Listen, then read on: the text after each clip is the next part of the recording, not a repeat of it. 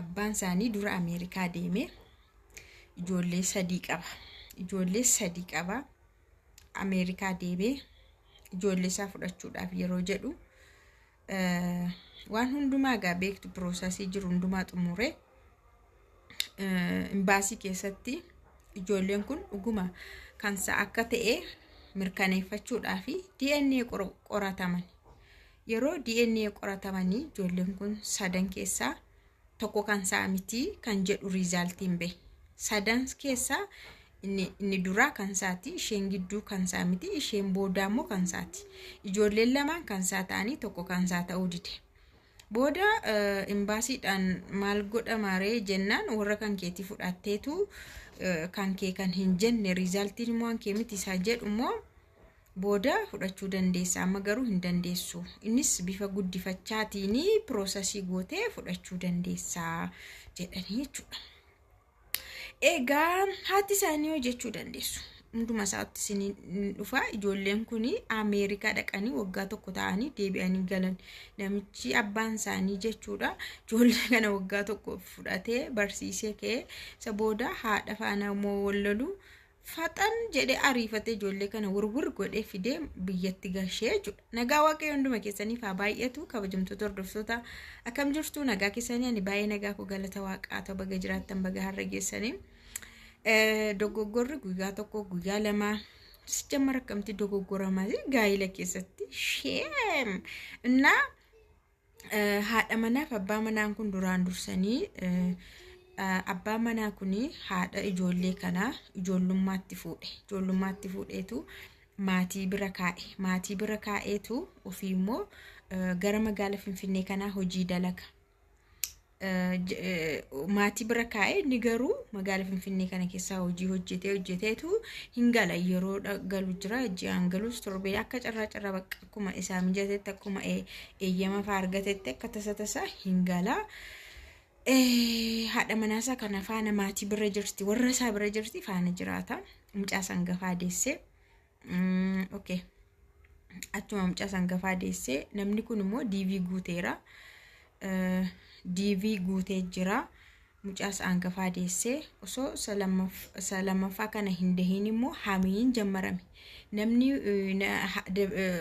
maqaan isaa maani dabdaabbeen afaan oromoodhaan xalayaa faa namni biraa akka ishee jaallatu minaamin waan akkasii xalayaan faa argame boorsaa ishee keessa mucaan kun hin barattis mucayyoon kun ijoollummaadhaan fuudhamte barumsas hin baratti warra isaa bira teessee baratti isatu gargaara hin barsiisas haadha manaasaati.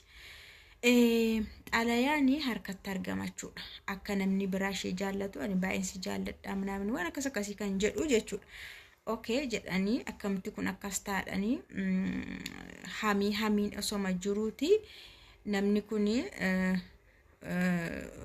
maqaan sama DV'n isaa hin bahee fi isa lammataa immoo osuma magaalaa Finfinnee keessaa hojii hojjetu hin gaggala siniin jedheera galee yeroo wayii galee yeroo jedhu garaatti baatteetti yaa abbaa manaa isheetu faana jira waan ta'eef ulfataate shakkiin sun dudubbatamee maaluma jedhame akka waan inni ishee jaallatetti malee akka mucaan kun waan biraa dalagduutti illee hin yaadamne isa booda isiniin jedha namni kun mucaan ishee lammataa kun mucaan lammataa kunis alate achi osuma jedhani waluma irratti jechuudha inni sadaffaa kun illee dhalate jechuudha achi namni kun Ameerikaa deeme booda garuu bakka zabaraarraqamaadha haasaansaa haa ta'u garuu ani waan isinitti dhufe isinittani Ameerikaa erga deeme booda waan baay'ee jedhame jechuudha hamiin jedhame nama tokkotti namatamte maal jedhamte warra isaatii akka duraa warra isaa faana jiraachuu hin diddee amala kan biraa baaftee keessuma baatee karaa maskootii faa galti jedhuuni bakka waan baay'ee jedhani beektu nama kanaan Ameerikaa etoonni jiruuti warri isaa kuni akka durii miti jedhani baay'ee tokko yeroo untini jedhu bakka maal jedha ijoollee nan fudhadhaa jedheen jechuudha jennaan ijoollee akka inni fudhatu eeyyamamtuu taate isheenu dirqama miti gaa kun seera qabeessa waan deemu waan ta'eef booda ijoollee kana sadanii hundumaa processii isaanii apply godhee xumuree fitu gaafa ijoollee kana imbaasiitti isa dhumaa DNA kana cheekii godhamanii akka darbamanitti gaafa cheekii godhamanii isaan keessaa isheen gidduu kan isaa miti. Isheen gidduu kan isaa miti. Isatu dura dhagee riizaaltiin isa bira gaheetu isheen giddu galeettiin akkan isaa akkan taane. Akka mireenaan akkuma isiniin jedhe dura akkamittiin fudhareena ijoollee warra kan kee jedhu fudhachuu dandeessa. Kana garuu ammatti siin dabarsu. Garuu yeroo booda piroosasii gootee guddifachaadhaan akka piroosasiidhaan guddifachaadhaan fudhachuu dandeessa.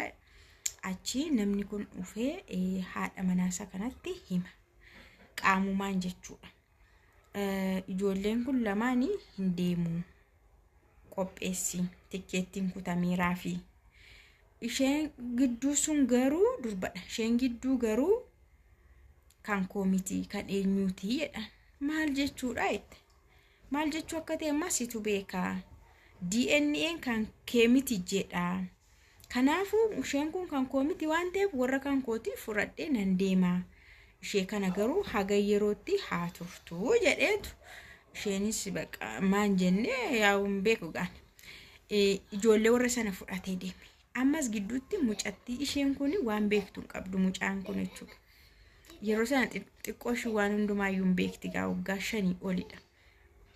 Booda isaan sun Ameerikaa deemanii isheen kun asitti haftee achi deemanii mana barumsaa galanii maal jedhanii barumsa jalqabanii asuma akkanaan jiranii ijoolleen kun isheen hangafaarra guddoodha waggaa 14 immoo maal jedhe yeroo sana inni sun immoo meeqa jedhe waan ta'e achi ijoolleen kun achi taa'anii haadha isaanii gargaaru jechuun yaadaanis maaliinis isuma abbaan isaanii kun piroosas godhe waan hundumaa xumuree Ameerikaa geesse akkana barsiisullee abbaa isaanii kana irratti daba yaaduu akka inni himate jechuudha. Maal haadha isaanii achi taa'anii bilbila hinaasa'u viidiyoo koolii waan tokko hin jiru waan hundumtuu irraa hin dhorkamanii hin baratu maal jedhu ijoolleen kun mana barumsaatti illee adabamuu didanii ajajamuu didanii humna kootii ol ta'anii jedhe. Booda ana bira ta'anii fa haadha isaaniitiif looguu haadha isaaniitiif ooguu faatii akka waan ani haadha isaanii miidhee waan akkasii yaadu jedhe. Isa booda aariidhaan namni kun otoo achi hin gahiin sittiizinii hojjechiisuuf barbaade hin qaban waan ta'eef lammummaa jechuudha waraqaa isa hojjechiisuuf immoo haati mallatteessuu qabdii jedhe seerri sun. Kanaafuu waraqaa ergeetu inni karaa imbaasiirraan waraqaa ergee waraqaa ijoollee kanaaf sittiiziniin hojjechiisaa waraqaa mallatteessii fi minaamii kan jedhu itti ergee jechuudha.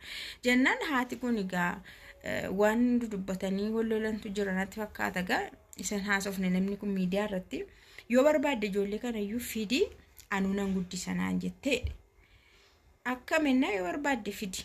Achi namni kun isheen akka zettesi isa ijoolleen illee isarratti waan arge akka abbaa isaaniitti qulqullaanii faana jiraachuu didanii isa bira ta'anii haadha isaaniif looganii isaafis ajajamuu didanii isa baay'ee rakkisan walitti qabee aaree lax godhee ijoollee waggaa tokkoof wayii Ameerikaa ta'an fidee baadiyyaatti xophisaniin godhuure.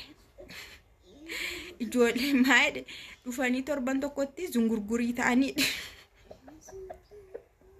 Zungurgurii buraaburree ta'anii dhufanii torban tokkotti buraaburree ta'anii ijoolleen Ameerikaatti baranii bareedanii maal jedhanii jedhe achi maatiin koo ilaalanii warri kun hundumtuu ilaalanii ijoollee kana gaafa isaan dhufanii fi bulanii yeroo isaan jijjiraman ilaalanii baay'ee aaru turanii jedhe.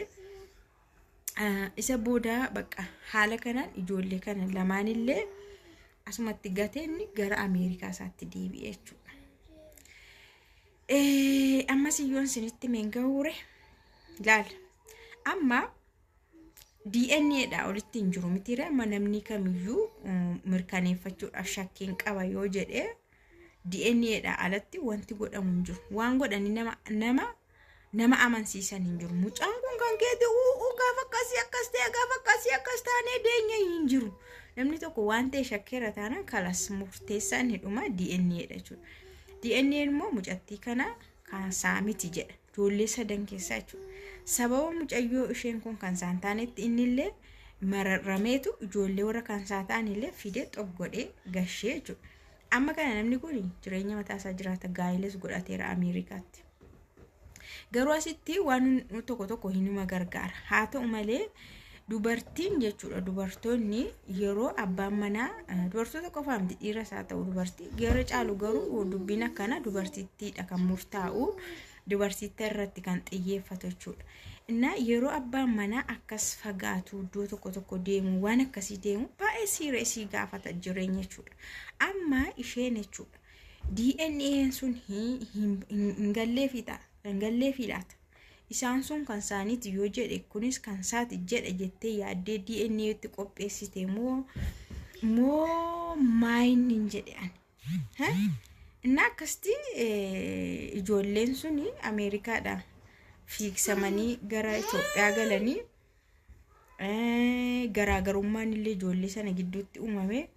Ati kan abbaa keenyaa miti jedhamtee mucaan sun abbaan ishee eenyu jedhee namni kun gaafatee asuma ijoollee kana lamaan gidduutti garaagarummaan uumame kan jechuudha. Annaa baay'ee tokko rakkisaadhaan siniin jedha. Yeroo baay'ee dubartoonni of eeggannoon hin barbaachisa.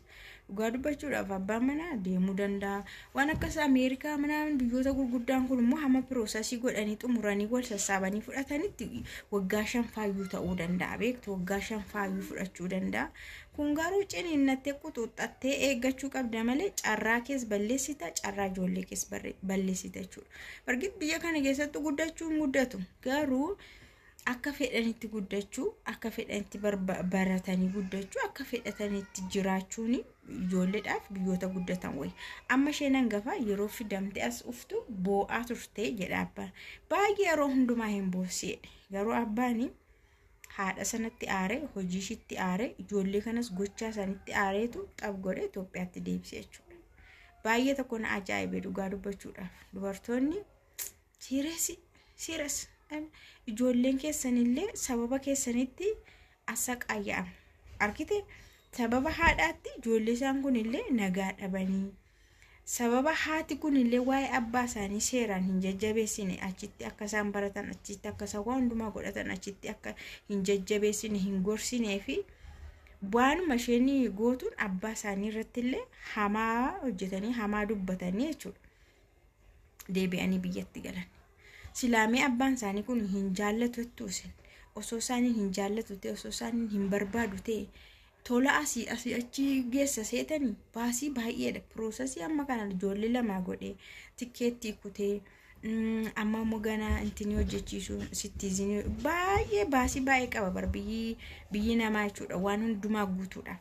Kana hundumaa guutee na qulqulleessee ijoollee kana fudhatu ijoollee kooti jedhee ijoollee isaa jaallatee ijoollee isaa bakka kansaa akka ta'aniif jedheetu kana hundumaa hojjeta. Haati garuu kanallee gorsuu dadhabdee ijoollee kanallee yaaduu dadhabdeetu jireenya ishiillee maqaa ishiillee balleessite, ijoollee ishiillee balleessite.